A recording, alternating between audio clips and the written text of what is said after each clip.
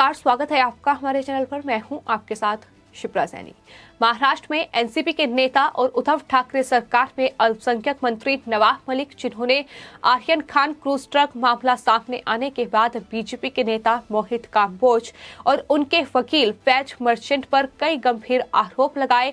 लेकिन अब कोर्ट में कहीं न कहीं नवाब मलिक सबूत पेश नहीं कर पाए और घुटने टेकने पर पूरी तरीके से मजबूर हो गए हैं। दरअसल मंझगांव कोर्ट में नवाब मलिक के खिलाफ जो मामला दर्ज है, उस पूरे मामले पर सुनवाई हुई है और नवाब मलिक कोर्ट में जो मोहित कांबोज पर उन्होंने आरोप लगाए हैं, उस पूरे मामले में कोई सबूत नहीं दे पाए। बजाय इसके उन्हें मोहित कांबोज के वकील फैज मर्चेंट से माफी भी मांगनी पड़ी है। तो फिलहाल नवाब मलिक की मुश्किलें लगातार बढ़ती नजर आ रही हैं, क्योंकि जिस तरीके से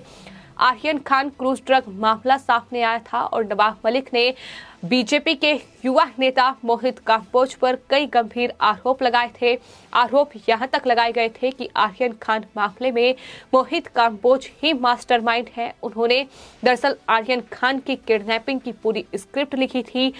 समीर वानखेड़े से उन्होंने मुलाकात की थी, डील हुई थी। तमाम गंभीर आरोप एनसीपी के नेता नवाब मलिक की ओर से मोहित कांबोज पर लगाए गए थे, जिसके चलते मोहित कांबोज ने सबसे पहले नवाब मलिक के खिलाफ 100 करोड़ रुपए की मानहानि का मुकदमा दायर किया था। हालांकि उस पूरे मामले में नवाब मलिक को बेल मिल चुकी है, लेकिन अब ये दूसरा मामला है जो मंझगांव कोर्ट में जिस पर सुनवाई हुई है, लेकिन इसमें भी नवाब मलिक की मुश्किलें बढ़ी हुई हैं, क्योंकि नवाब मलिक 3 घंटे तक कोर्ट में मौजूद रहे, लेकिन जो उन्होंने मोहित कांबोज और उनके परिवार पर आरोप लगाए हैं, उन तमाम आरोपों और कहानियों पर वो कोई भी सबूत कोर्ट में पेश नहीं कर पाए। सिर्फ इतना ही नहीं, मोहित कांबोज की ओर से इस पूरी सुनवाई की जानकारी देते हुए ये साफ तौर पर कहा गया है कि मियां नवाब मलिक को एक बार फिर बेल लेने पर मजबूर होना पड़ा है। इतना ही नहीं,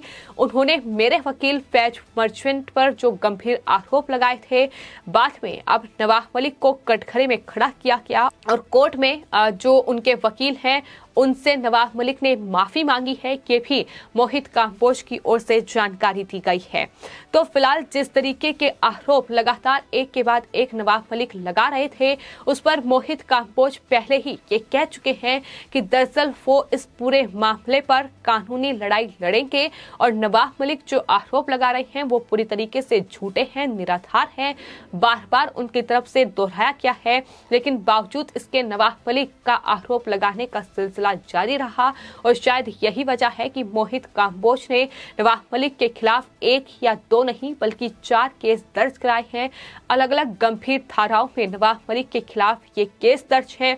जिनमें मुश्किलें नवाब मलिक की बढ़ेंगी। गिरफ्तारी भी आने वाले वक्त में हो सकती है, लेकिन फिलहाल जिस तरीके से माफी मांगने पर नवाब मलिक मजबूर हो रहे हैं, तो इससे ये साफ और स्पष्ट हो जाता है कि दरअसल राजनीतिक फायदे के चलते कहीं न कहीं इस तरीके के आरोप लगाए गए हैं। राजनीतिक वजह से ये आरोप जो है वो मोहित कांबोज पर लगाए गए हैं, क्योंकि अब नवाब मलिक खुद माफी मांग रहे हैं मोहित कांबोज के वकील से कि वो आरोपों पर सबूत पेश नहीं कर पाए। जो उन्होंने आरोप लगाए थे वो पूरी तरीके से फर्जी हैं, ये साफ तौर पर अब दिखाई दे रहा है और यही वजह है कि मोहित कांबोज भारतीय एक बार फिर से नवाब मलिक पर हमलावर हैं और लगातार उनकी तरफ से ट्वीट किए जा रहे हैं। मोहित कांबोज की ओर से ट्वीट करते हुए लिखा गया है कि थूक के चाटना मियां नवाब मलिक की आदत है, वो अपनी आदत से मजबूर हैं और एक बार फिर यही किया गया है। हालांकि इस पूरे मामले में अभी मल्टीपल ऑर्डर क्या आया है कोर्ट का, वो आने वाले वक्त में जो मोहित कांबोज हैं वो अपने ट्विटर पर साझा करेंगे, लेकिन नवाब मलिक के खिलाफ आदेश पारित किया गया है। उन्हें दूसरे मामले में बेल जरूर मिली है, लेकिन जिस तरीके से उन पर तमाम ये केसेस दर्ज हुए हैं, मंझगांव कोर्ट जो है वो तमाम मामलों को गंभीरता से ले रही है और यही वजह है कि इन तमाम मामलों पर फिलहाल सुनवाई भी जारी है। और ये सिर्फ मोहित कांबोज के केस में नहीं हो रहा है, बल्कि इससे पहले जो एनसीबी के जोनल डायरेक्टर रहे हैं समीर वानखेड़े, उन पर भी नवाब मलिक ने कई गंभीर आरोप लगाए थे। यहाँ तक आरोप लगाए गए थे कि उन्होंने नौकरी पाने के लिए अपना धर्म परिवर्तन किया है, वो मुस्लिम थे, वो नौकरी में आरक्षण के लिए ये दलित बने हैं, इस तरीके के गंभीर आरोप लगाए गए। और जब ये पूरा मामला बॉम्बे हाई कोर्ट में पहुंचा तो वहां से नवाब मलिक को बड़ा झटका लगा था। नवाब मलिक को कड़ी फटकार बॉम्बे हाई कोर्ट ने लगाई थी और ये साफ तौर पर कहा था कि आप एक मंत्री पद पर हैं तो आपको ये पता होना चाहिए कि आखिर किस तरीके से आरोप लगाने हैं। पहले इन आरोपों की कम से कम जांच पड़ताल होनी चाहिए कि क्या जो आरोप आप लगा रही हैं वो सही है या फिर ऐसे ही यानी सिर्फ सुने सुनाए ये आरोप हैं जो आपकी तरफ से लगाए जा रहे हैं। ये तमाम बड़ी बातें बॉम्बे हाई कोर्ट की ओर से कही गई थी और उस पूरे मामले पर भी बॉम्बे हाई कोर्ट ने बड़ा आदेश जारी करते हुए ये कहा था कि नवाब मलिक अब कोई भी टिप्पणी समीर वानखेड़े, उनके परिवार, उनके पिता, उनकी फैमिली पर नहीं कर पाएंगे और अब मार्च में इस पूरे मामले की सुनवाई होगी। लेकिन जो ये मामला है मोहित कांबोज और नवाब मलिक का, कहीं ना कहीं एक ट्विटर वॉर भी इन दोनों नेताओं के बीच बीते दिनों देखने को मिली है और यही वजह है कि मोहित कांबोज लगातार अभी भी नवाब मलिक पर हमलावर हैं। और आज जब 3 घंटे तक मंत्री नवाब मलिक कोर्ट में मौजूद रहे लेकिन कोई सबूत वो मोहित कांबोज और उनके वकील पर जो उन्होंने आरोप लगाए हैं उसके नहीं दे पाए, तो इस पर मोहित कांबोज ने ट्वीट करते हुए मजाकिया लहजे में ये लिखा है कि बेहतर होता कि नवाब मलिक जो मेरे ही ट्वीट हैं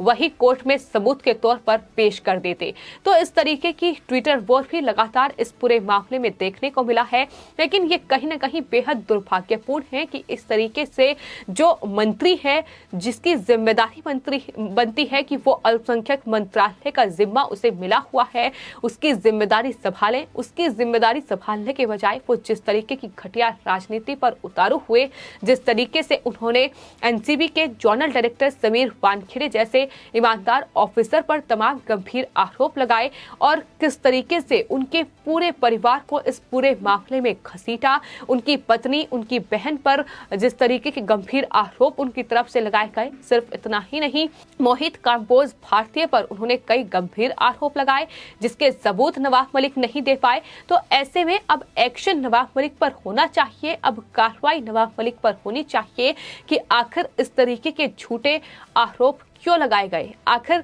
इस तरीके से झूठे इल्जाम क्यों लगाए गए जब आपके पास सबूत ही नहीं है। और यही सवाल जो है वो बॉम्बे हाई कोर्ट ने भी नवाब मलिक से पूछे थे। तो अब ये साफ हो चुका है कि सिर्फ और सिर्फ बीजेपी को लपेटने के लिए, इस पूरे मामले में बीजेपी को घेरने के लिए बीजेपी नेता मोहित कांबोज भारतीय पर ये इस तरीके के मनगढ़ंत आरोप लगाए गए थे। और अब जब नवाब मलिक इस पूरे मामले पर सबूत पेश नहीं कर पाए तो उनके वकील फैज मर्चेंट से उन्होंने माफी मांग ली। लेकिन महाराष्ट्र की जनता लगातार ये कह रही है कि नवाब मलिक पर एक्शन होना चाहिए, नवाब मलिक की गिरफ्तारी होनी चाहिए क्योंकि वो एक मंत्री हैं, वो सत्ता में हैं, उन्हें अपने पद का ये ध्यान होना चाहिए कि किस पद पर वो सत्ता में बैठे हुए हैं। लेकिन उन्होंने सिर्फ और सिर्फ मंत्री पद का दुरुपयोग किया है। उन्होंने सिर्फ और सिर्फ महाराष्ट्र सरकार जिस तरीके से काम कर रही है उसमें कहीं ना कहीं